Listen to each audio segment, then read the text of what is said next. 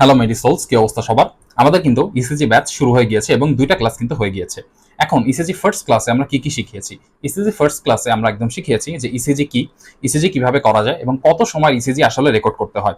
ECG electrodes versus ECG leads, কোনটার কাজ কি, কেন কোনটাকে আমরা কি বলছি, ইসিজিতে কি কি ওয়েভস আছে কিভাবে চিনবো, ইসিজিতে কি কি ইন্টারভালস আছে কিভাবে চিনবো, ইসিজিতে কি কি সেগমেন্টস আছে এবং সেগুলোকে কিভাবে চিনবো, পজিটিভ রিফ্লেকশন কি এবং পজিটিভ রিফ্লেকশনের ইম্পর্টেন্স কি, নেগেটিভ রিফ্লেকশন কি আর নেগেটিভ রিফ্লেকশনের ইম্পর্টেন্স কি, কি ওয়েভ কি, কি ওয়েভের বৈশিষ্ট্য, কিছু পিকুলিয়ার বৈশিষ্ট্য অফ কি ওয়েভস এবং নর্মাল ইসিজি পেপারে কি কি থাকে, small box and large box এগুলোর স্পেসিফিকেশন কিভাবে হয়, ক্যালকুলেশন কিভাবে করতে হয়, লো ভোল্টেজ ইসিজি দেখে কিভাবে বুঝবো, লো ভোল্টেজ ইসিজির সিগনিফিকেন্স কি, লো ভোল্টেজ ইসিজি থেকে আমরা কি কি ডিফারেন্সিয়াল ডায়াগনোসিসে পৌঁছাতে পারবো এবং ইসিজি দেখে কিভাবে হার্ট রেট বের করা যায়।